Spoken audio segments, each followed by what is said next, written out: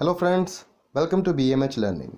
This video is about non-homologous end joining or NHEJ. NHEJ is a pathway that repairs double-strand breaks in DNA.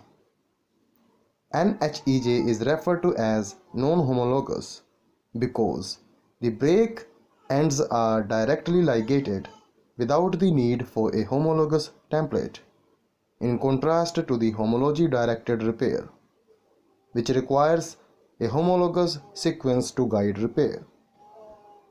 How does it work? It all starts with the formation of a double-strand break, that is DSB. The Ku7080 heterodimer binds to the break ends.